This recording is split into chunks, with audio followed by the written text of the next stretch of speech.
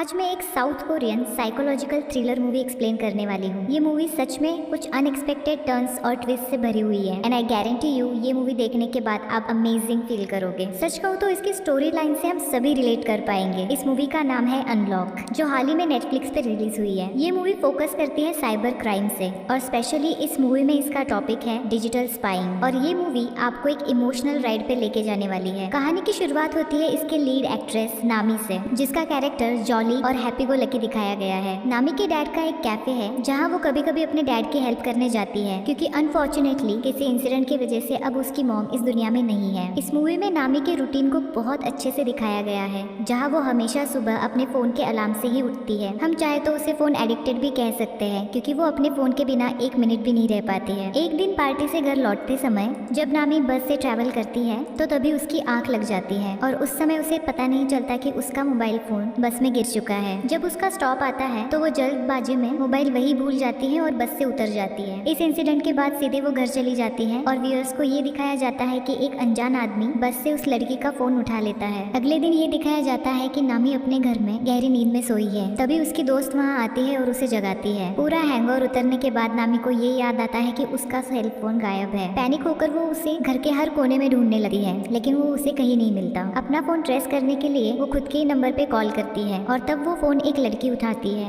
Actually ये वही लड़का था जिसने ये फोन उठाया था, लेकिन वो एक ऐप के जरिए फीमेल वॉइस यूज करता है ताकि नामी पूरी तरह से उसके ट्रैप में आ जाए। वो नामी से ये कहता है कि मुझे तुम्हारा फोन बस में गिरा हुआ मिला था। नामी उसे एक कैफे की लोकेशन देते हुए कहती है कि अगर पॉसिबल हो तो क्या आप मेरा फोन लेके यहाँ आ सकते हो। वो भी नामी को उस कैफे में मिलने के लिए हाँ कर देता है। फोन डिस्कनेक्ट होने के बाद वो नामी के फोन को अनलॉक करने की कोशिश करता है, लेकिन काफी ट्रायल्स के बाद भी वो उसे अनलॉक नहीं कर पाता और गुस्से में उस फोन को तोड़ देता है। यहीं पे इस कहानी का सीन शिफ्ट होता है एक क्राइम सीन पे, जहाँ पुलिस डिपार्टमेंट को एक जंगल में एक लड़की की डेड बॉडी मिलती है जो मिट्टी में गड़ी हुई है। लेकिन हेवी रेनफॉल की वजह से वहाँ के सारे सबूत मिट जाते हैं, जिसकी वजह से उन्हें किलर का पता नहीं चल पाता है। पर इस केस के investigation officer detective Woozi man को कुछ एविडेंस की वजह से ये पता चल जाता है कि ये खून शायद उन्हीं के बेटे ने किया है और उनका बेटा और कोई नहीं बल्कि जून ही है। असल में जून वही लड़का है जिसके पास नामी का फोन होता है। उसी समय नामी अपने डैड के कैफे में उनकी मदद कर रही थी। तभी जून नामी को फिर से कॉल करके उससे फीमेल वॉइस में दोबारा बात करता है और ये कहता है कि मुझसे गलती से तुम्हारा फोन नीचे गिर के टूट गया है, लेकिन मैंने उसे रिपेयरिंग के लिए एक शॉप पे दे दिया है, इसलिए मैं आपको उसी शॉप का एड्रेस दे देती हूँ। आप अपना फोन वहाँ से कलेक्ट कर लेना। और उसके बाद जून उसे उस शॉप का एड्रेस दे देता है। कुछ ही देर बाद नामी उस शॉप पे पहुँच जाती है, जहाँ पे जून उससे उसी शॉप का एम्प्लॉय बन के मिलता है। मास्क और कैप की वजह से उसकी आइडेंटिटी रिवील नहीं हो पाती। वो नामी को एक फॉर्म फिल करने को देता है, जिसमें नामी को अपनी डिटेल्स और मोबाइल का सिक्योरिटी कोड भी डालना पड़ता है। और नामी के फोन का पासवर्ड पता चलते ही वो नामी के फोन में एक स्पाईवेयर को डाल देता है। जून उसके फोन का एक क्लोन बना के उसे वापस दे देता है, जिससे अब नामी के लाइफ में होने वाले एक एक इंसिडेंट का जून को पता चलता रहेगा कि वो किससे बात कर रही है और उसके दोस्त कौन कौन है। जून उसके फोन के कैमरे से हर पल उस पे नजर रख रहा होता है। वो अगले दिन शाम को नामी के कैफे में भी आता है, पर नामी उसे पहचान नहीं पाती, क्योंकि जब नामी उसे मिली थी तब उसने चेहरे पे मास्क और कैप पहन रखी थी। वो नामी से उसके कैफे की एक स्पेशल ड्रिंक मांगता है, जो नामी के पिता सिर्फ उसके लिए ही बनाया करते हैं। नामी उसके लिए वो ड्रिंक ले आती है, लेकिन अब तक वो नामी के सारे सीक्रेट्स और उसके लाइक्स और डिसलाइक्स के बारे में जान चुका था और उसी का फायदा उठा के वो नामी की पसंद की बातें करके उससे फ्रेंडशिप बढ़ाता है और वो उसे अपने बारे में भी बताता है कि वो एक सॉफ्टवेयर कंपनी में काम करता है। जून उसे अपना बिजनेस कार्ड दे के वहाँ से चला जाता है, पर नामी के डैड उसे और जून को बात करते हुए देख लेते हैं। अब नामी अगले सुबह अपने ऑफिस के लिए लेट हो जाती है, जहां जून के साथ साथ व्यूअर्स को भी ये पता चलता है कि नामी एक एडवर्टाइजमेंट कंपनी में काम करती है। वो कंपनी की एक हार्ड वर्किंग और लॉयल एम्प्लॉयर है और उसके अच्छे काम को देखकर उसकी बॉस उसे अपने पास बुलाती है और उसे एक नए प्रोजेक्ट पर काम करने के लिए कहती है, जिसके लिए वो उसे डबल सैलरी भी ऑफर करती है और साथ में ये बोलती है प्लीज ये डबल सैलरी वाली बात कंपनी में किसी को भी मत बताना। वही दूसरी ओर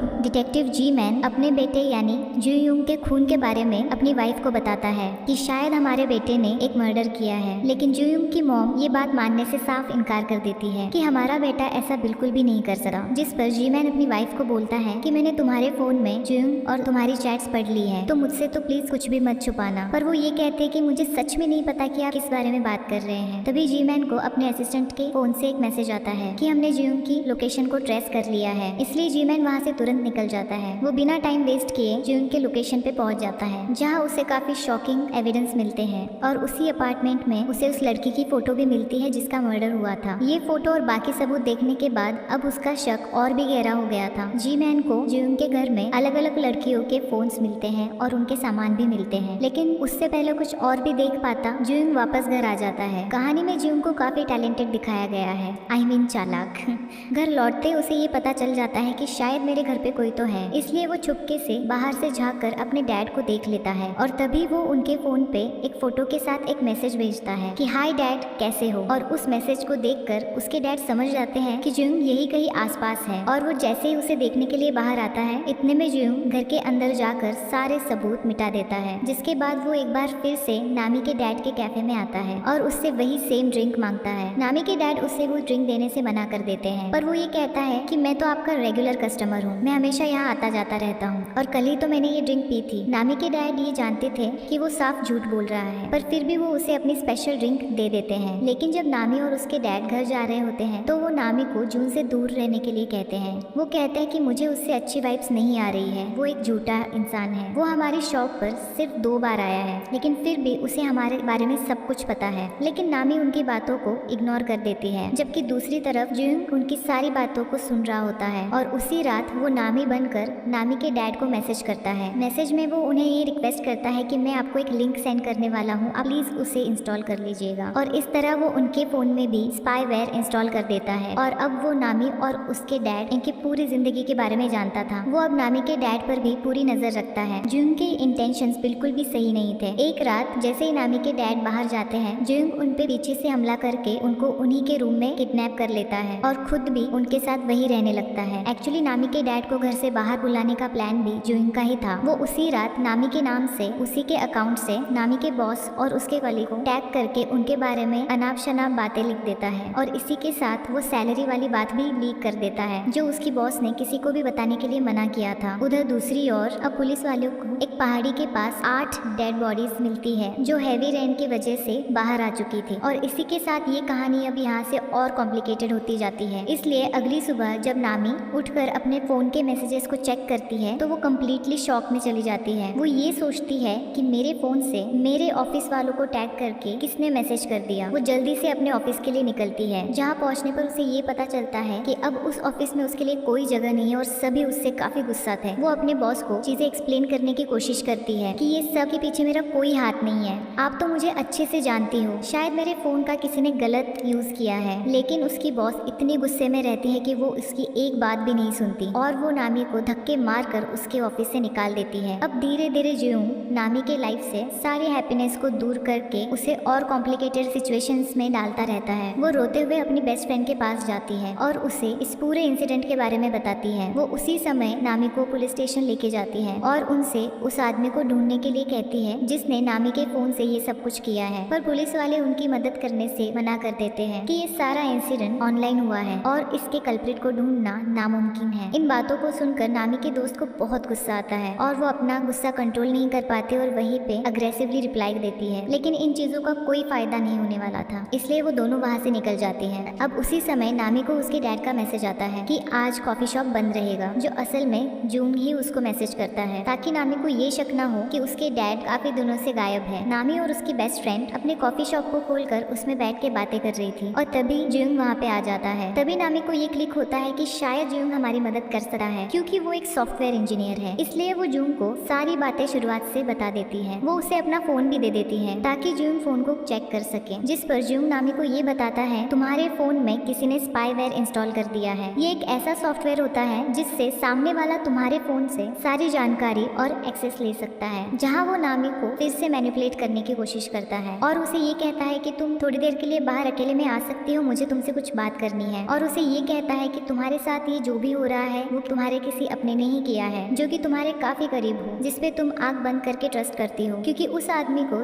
तुम्हारे फोन का पासवर्ड और तुम्हारे सारे सीक्रेट्स पता है। वो दोनों ये बातें कर ही रहे थे, तभी व्यूअर्स को ये दिखाई देता है कि नामी की फ्रेंड कैफे के अंदर से उन दोनों की वीडियो बना रही थी, पर नामी की नजर उसकी फ्रेंड पे पड़ जाती है और ये सीन देखते ही नामी को अपनी बेस्ट फ्रेंड पे ही शक होता है और वो चुपचाप अंदर चली जाती है, जहाँ पर उसकी फ्रेंड उसे पहाड़ी पर मिली 8 लाशों के बारे में बताती है, पर नामी उस पर कोई रिस्पॉन्स नहीं देती। जुयुंग से बातें सुनने के बाद नामी का अपने ऊपर से कंट्रोल चला जाता है और फिर वो उसे सारी बातें सुना देती है और ये पूछती है कि क्या तुमने ही मेरे साथ ये सब कुछ किया है, क्योंकि मेरे फोन का पासवर्ड और मेरे सारे सीक्रेट सिर्फ तुम जानती हो। अब प्लीज मुझे बताओ कि तुमने मेरे साथ ऐसा क्यों किया। ये बात सुनकर उसकी फ्रेंड उसे ये कहती है कि तुम्हें सच में ऐसा लगता है कि मैं तुम्हारे साथ ऐसा कुछ करूंगी, तुमने ऐसा सोच भी कैसे लिया। और ये कह के वो वहाँ से निकल जाती है, लेकिन जाते जाते वो उसे ये कहती है कि वो कभी भी उसे फिर से कांटेक्ट ना करे और वो रोते हुए वहाँ से निकल जाती है। ये सारी बातें जुयुंग बाहर खड़ा होकर देख रहा होता है और सुन रहा होता है। नामी घर आकर अपने बेस्ट फ्रेंड के बारे में सोचने लगती है और वो अपने पुराने वीडियोस देखती है कि शायद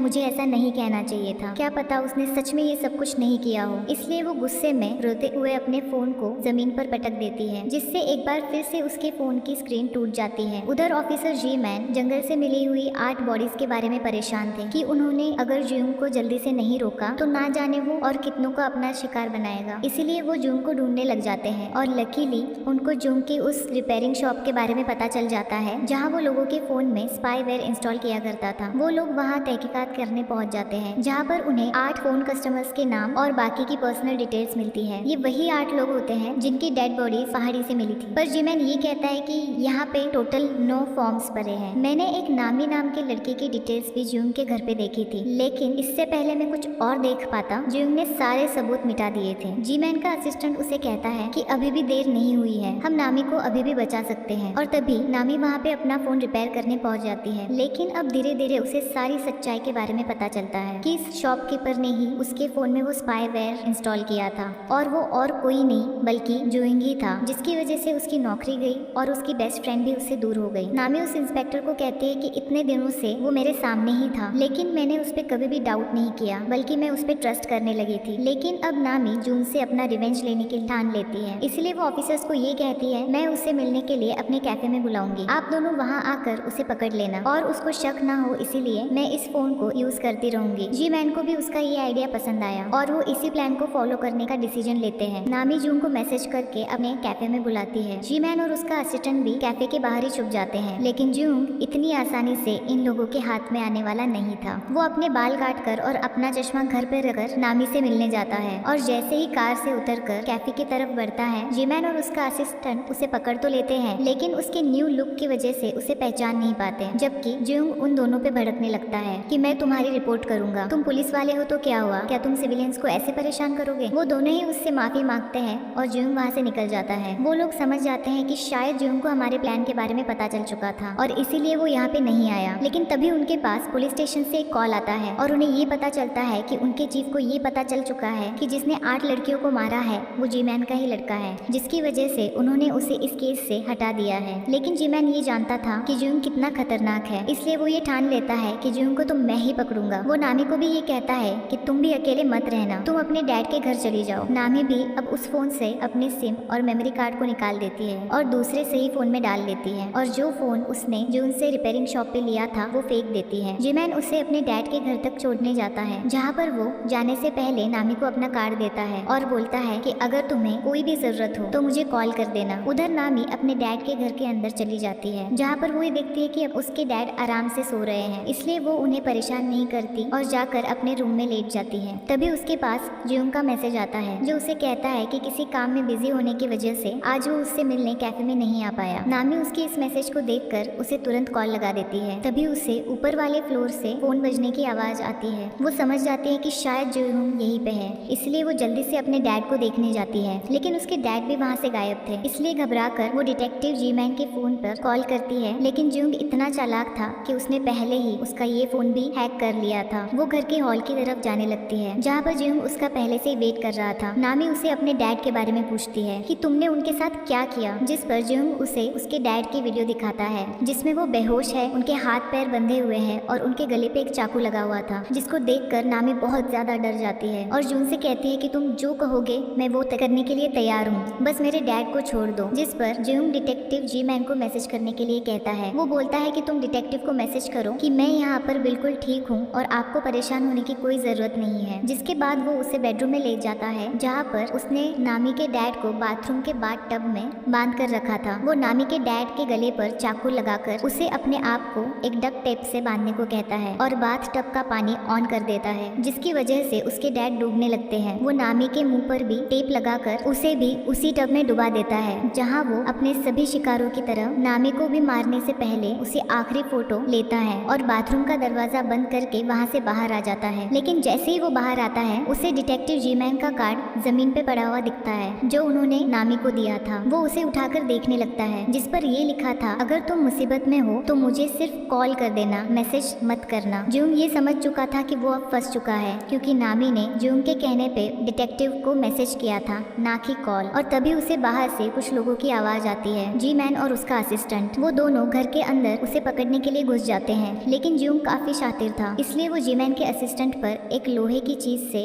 वार करता है। लेकिन उसी समय डिटेक्टिव जी मैन उसे उसी समय पकड़ लेता है और वो उसे बेरहमी से मारता है और उसे ये पूछता है कि जूंग कहाँ है और तुम कौन हो। जिस पर वो ये कहता है कि डैड मैं आपका बेटा जूंग ही हूँ, क्या आपने मुझे सच में नहीं पहचाना? प्लीज मुझे मत मारिए। उधर जी मैन का असिस्टेंट नामी को पानी से निकालता है और उसके डैड को भी बाहर निकाल कर उन दोनों को बचा लेता है। लेकिन बाहर निकालने के बाद ये पता चलता है कि नामी के डैड अभी भी बेहोश हैं, जिनको उठाने की वो पूरी कोशिश करता है। उधर जी मैन जूंग के बैग को चेक करने लगता है जहाँ पर हमें इस कहानी का सबसे बड़ा ट्विस्ट देखने को मिलता है। जी मैन को उसकी बैग से अपने बेटे का फोन मिलता है और उसे ये पता चलता है कि असल में उसका बेटा जूंग तो मर चुका है और ये जो इंसान है जो अपने आप को जूंग बता रहा है वो एक सीरियल किलर है जिसका सबसे पहला शिकार उसका बेटा जूंग ही था, जिसने उसकी आइडेंटिटी ले ली थी और वो जूंग बनकर सबको मार रहा था। असल में जूंग तो एक अच्छा इंसान था जो वापस अपने मॉम डैड के पास जाना चाहता था, लेकिन तभी इसने उसे मार दिया था। अब अपने बेटे की मौत की खबर सुनकर जानकर जी मैन उस किलर को बंदूक से मारने ही वाला था, लेकिन किलर उसे बोलता है अगर तुम मुझे मार दोगे तो तुम्हारी वाइफ से जूंग बनकर कौन बात करेगा। ये सुनने के बाद वो उसे मार नहीं पाता, लेकिन तभी नामी पीछे से आकर डिटेक्टिव जी मैन के हाथ से बंदूक छीनकर जूंग को वहीं पे गोली मार देती है, जिससे वो वही ऑन द स्पॉट मर जाता है। उधर नामी के डैड को भी लकीली होश आ जाता है और उन दोनों को सही सलामत एम्बुलेंस में बिठाकर हॉस्पिटल भेज दिया जाता है। इस